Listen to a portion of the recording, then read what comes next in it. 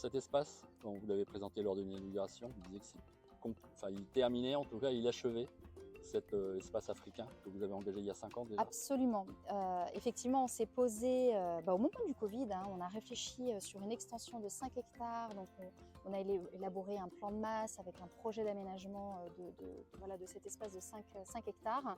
Et donc on a commencé les travaux en 2021 pour ouvrir la nouvelle zone donc avec les lions et les guépards, donc 2 nouveaux environnements pour ces 2 espèces sur le parc et l'ouverture de l'hôtel en 2023.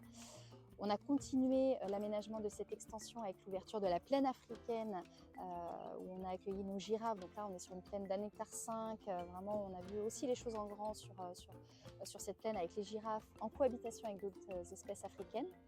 On a encore continué l'aménagement de cette extension avec l'ouverture de la nouvelle zone pour les suricates, la mini-ferme et le nouvel environnement pour les hyènes qu'on a inauguré en l'été 2025.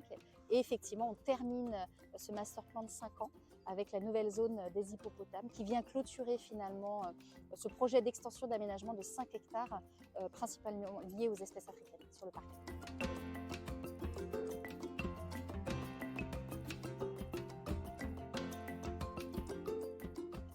Alors derrière moi, on a le nouveau territoire des hippopotames amphibies du zoo de la Flèche. On a un espace qui fait un petit peu plus de 5000 m², dont un petit peu plus de 1000 m² de lagunes, de bassins.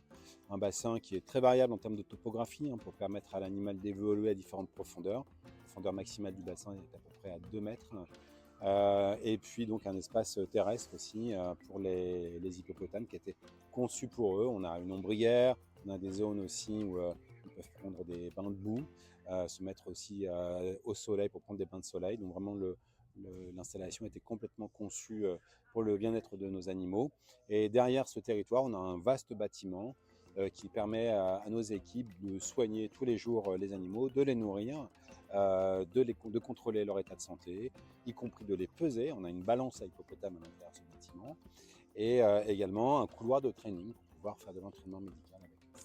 Alors, dans cet espace, nous avons déjà Maasai, notre mâle reproducteur, qui a donc été transféré la semaine dernière de l'ancienne installation, devenue obsolète, vers cette nouvelle installation. Et il sera rejoint en Maasai par une femelle qui s'appelle Maria, qui arrive du zoo de Barcelone la semaine prochaine. Oui, effectivement, l'arrivée de cette femelle est pour nous aussi une très très bonne nouvelle, parce qu'on fait partie des 5 parcs européens qui vont être autorisés à reproduire l'hippopotame amphibie pour les années à venir. Évidemment, notre engagement pour l'espèce, le fait aussi qu'on joue pleinement les règles du jeu du programme de conservation et d'élevage de l'hippopotame amphibie en Europe, nous a permis de nous engager dans ce travail de reproduction de l'espèce. Alors on a déjà reproduit par le passé cette espèce, donc c'est quelque chose qu'on connaît bien. Quand on avait arrêté justement parce que la population européenne était saturée. Et comme cette saturation justement contraignait l'ensemble des parcs à arrêter la reproduction, pour nous d'à nouveau nous engager dans la reproduction, c'est pour nous évidemment extrêmement satisfaisant et aussi ça nous offre de belles perspectives.